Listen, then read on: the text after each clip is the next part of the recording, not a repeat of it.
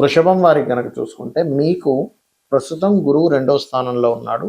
మనం last time already గురువు వక్రగతి గురించి చెప్పుకున్నాం. అయితే వక్రగతి కంటే కూడా దానికంటే ముందు 3 రాసులు మారుతున్నాడు. మనకి పోయిన సంవత్సరం కూడా మారాడు. వృషభం నుంచి మిథునము, మిథునం నుంచి కర్కాటకము.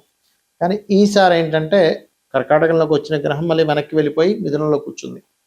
సో మనకి ఈసారి కూడా 3 రాసులు మారుతున్నాడు. అంటే మీకు ధనస్థానంలోని మీ వృషభం వారికి 3వ స్థానంలో కమ్యూనికేషన్ స్థానంలోని అండ్ ప్రాపర్టీ స్థానంలో తిరుగుతున్నాడు. సో దీనివల్ల మీరు తీసుకోవాల్సిన జాగ్రత్తలు ఏమిటి? అదేంటంటే గురువు మంచి గ్రహమే కదా అంటే సహజంగా మంచి గ్రహమే, కానీ గురువు ఈసారి సంవత్సరానికి గురువు రాజవుతూ గురువు యొక్క స్వరూపం మారింది. ఇది ప్రధానంగా గుర్తుపెట్టుకోండి. ఇది చాలా చాలా ఇంపార్టెంట్ విషయం. అయితే దీని మూలంగా దేశకాల పరిస్థితులు ఎటువంటి వస్తాయి, మీ రాశి వారికి ప్రధానంగా ఎటువంటి విషయాల్లో ఏ డేట్ నుంచి ఏ డేట్ వరకు ఎటువంటి జాగ్రత్తలు తీసుకోవాలి అనేటువంటి అంశాలు చెప్తుంది నేనైనప్పటికీ చెప్పిస్తుంది సాక్షాత్ లలిత అమ్మవారిగా భావిస్తూ. ప్రధానంగా ఇక్కడ మీరు గమనించినట్లయితే జూపిటర్ ఎప్పుడైతే 2nd హౌస్లో ఉన్నాడో, సహజంగా 2వ స్థానంలో గురువు ఉంటే ఏంటి ఫైనాన్షియల్ గ్రోత్ ఇస్తాడు. కానీ ఎప్పుడైతే ఈ గురువు యొక్క స్వరూపం మారిందో, రాహువు శని ప్రభావం పడిందో గురువు మీద, ఇది కుటుంబ సభ్యులతో బంధువర్గం వారితో ఈ ఫైనాన్షియల్ మ్యాటర్స్ వలననే కొంత గొడవలు పెరుగుతూ ఉంటాయి. గుర్తుపెట్టుకోండి గురువు 2లో ఉన్నంతకాలం. ఎప్పుడైతే మీకు ఈ జూన్ 2వ తేదీ నుంచి 3లోకి వెళ్తాడో, ఇక్కడ మీరు తీసుకోవాల్సిన జాగ్రత్త ఏమిటి? జూన్ 2 నుంచి నవంబర్ 1వ తేదీ వరకు, అంటే అక్టోబర్ ఎండింగ్ వరకు దాదాపుగా మీరు తీసుకోవాల్సిన ముఖ్యమైన జాగ్రత్త, ఒక మాట మాట్లాడడం మూలంగా ఏదైనా మనస్పర్ధలు వస్తాయా?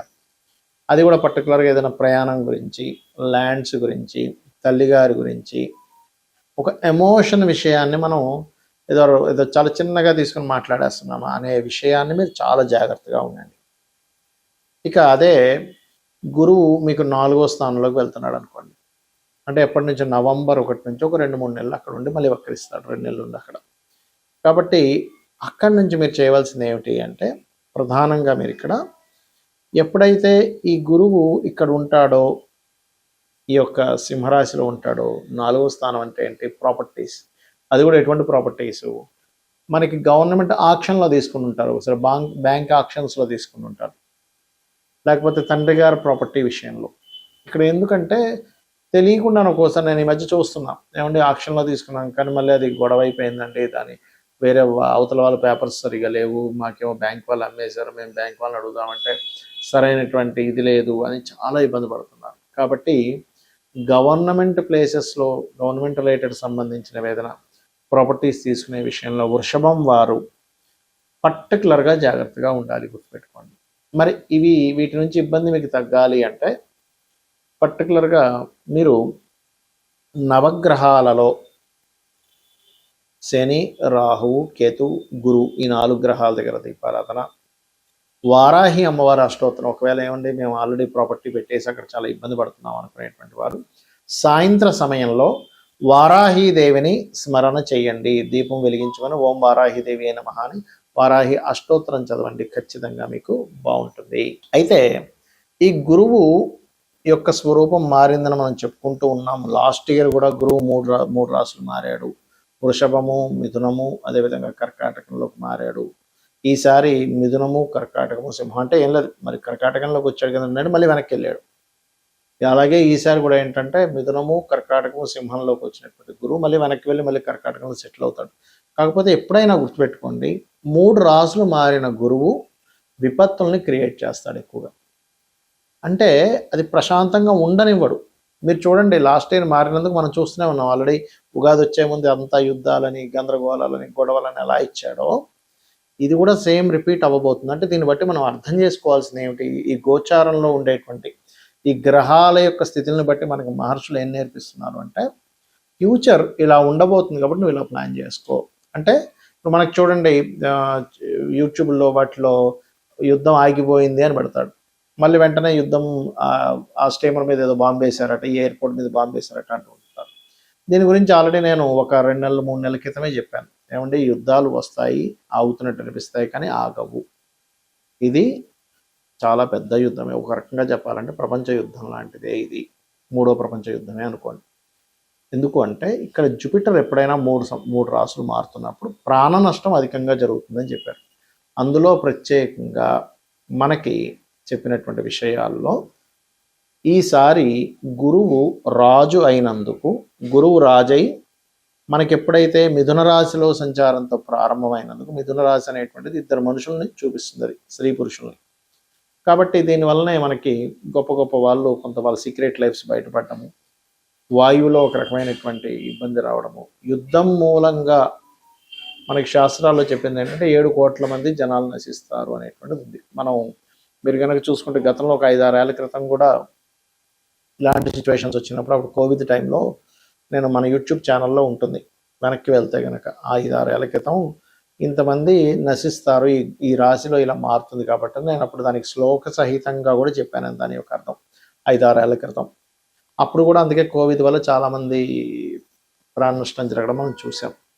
అయితే ఎప్పుడైతే ఈ జూపిటర్ అంటే జూన్ 1 వరకు మిథునంలో ఉంటాడో, దేశకాల పరిస్థితుల్లో ఎక్కువగా వైమానిక సంబంధించినటువంటి విషయాలకి ఎఫెక్ట్ వస్తుంది, గుర్తుపెట్టుకోండి. అంటే విమాన సంబంధించినటువంటివి ధ్వంసం అవడం, అది యుద్ధంలో కానివ్వండి, జనరల్గా ఉండేటువంటివి, ఎందుకంటే వాయువు మీద ప్రభావం.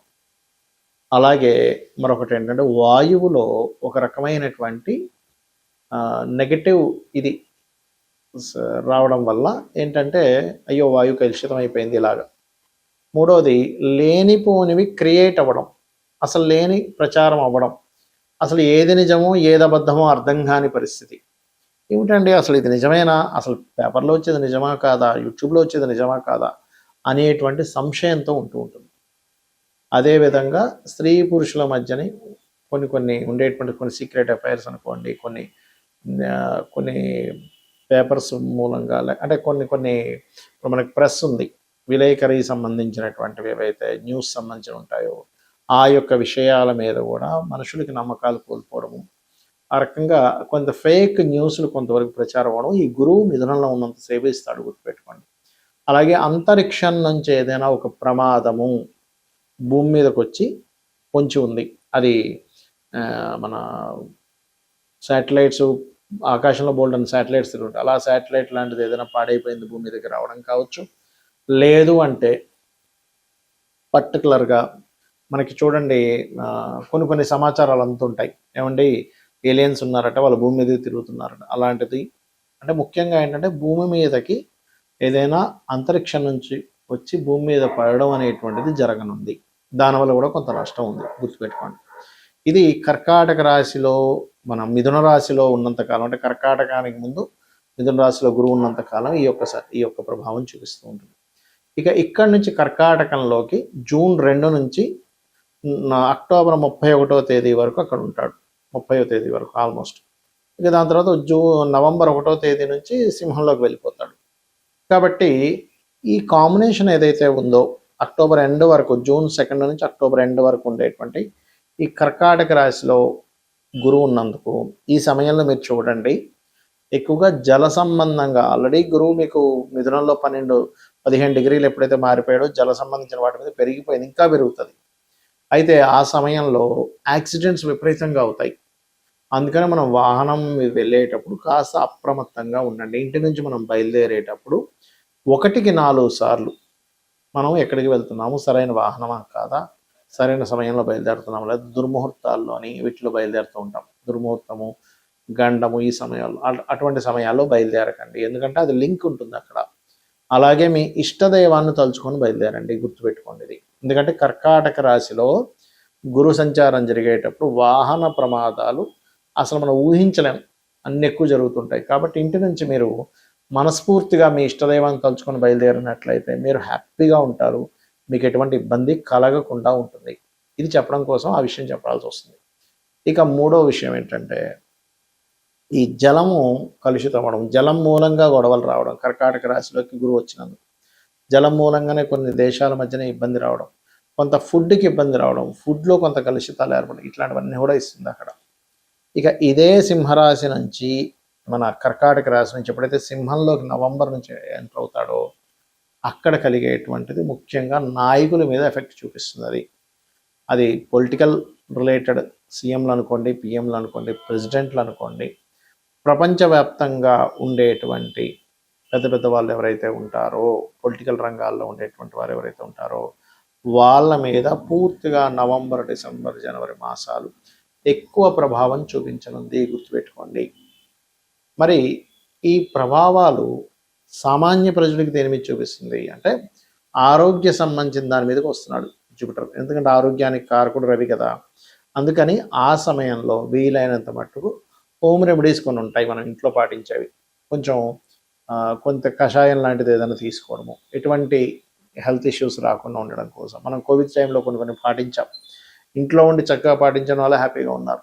కాబట్టి అలాగా కొంతమంది డాక్టర్ల సూచనల చేత, అదేవిధంగా ఆయుర్వేదంలో కావచ్చు, హోమియోపతిలో కావచ్చు, అలోపతిలో కావచ్చు, వాళ్ళు కొంతమంది వెల్ ఎడ్యుకేటెడ్ పీపుల్ ఉంటారు. వాళ్ళు ఇచ్చినటువంటివి ఏవైతే టిప్స్ ఉంటాయో, అలాగే మన పెద్దవాళ్ళు కూడా చెప్పినటువంటివి కొన్ని ఉంటాయి. ఇటువంటి విషయాల్లో కొంత జాగ్రత్తగా ఉండాలి. అయితే ఇక్కడ ఈ 2-3 నెలల పాటు అంటే నవంబర్ నుంచి డిసెంబర్, జనవరి ఈ టైంలో పర్టికులర్గా ఇది సంతానం మీదనే ఎఫెక్ట్ చూపిస్తూ ఉంటుంది. అయితే ఇక్కడ ఏంటంటే ఎవరైనా ఐవీఎఫ్లు, ఐయుఐలు చేయించుకునేవారు కాస్త జాగ్రత్తగా ఉండాలి. అదేవిధంగా మరొక విషయం ఏంటంటే ఇక్కడ మీరు గమనించినట్లయితే మీరు వాతావరణంలో మీరు గమనించండి. యాక్చువల్గా నవంబర్ మాసానికి మనకేంటి చలి బాగా ఉండాలి. కానీ ఆ టైంకి ఏమవుతుంటుందంటే చలితో పాటు తెలియని ఎండలు కూడా వస్తాయి ఆ టైంలో. ఇదేమిటండి ఎంత ఈ చలికాలం ఇంత ఎండ ఉందేంటి అనిపిస్తూ ఉంటుంది. కాబట్టి నేను చెప్పినటువంటి పరిహారాలు ప్రధానంగా చండీ వినడం, చండీ పారాయణం చేయడం, లలితా సహస్రనామాలు వినడం, మీ ఇష్టదైవాన్ని స్మరించుకోవడం చేయండి. అన్ని విధాలా బాగుంటుంది. శ్రీమాత్రే నమః.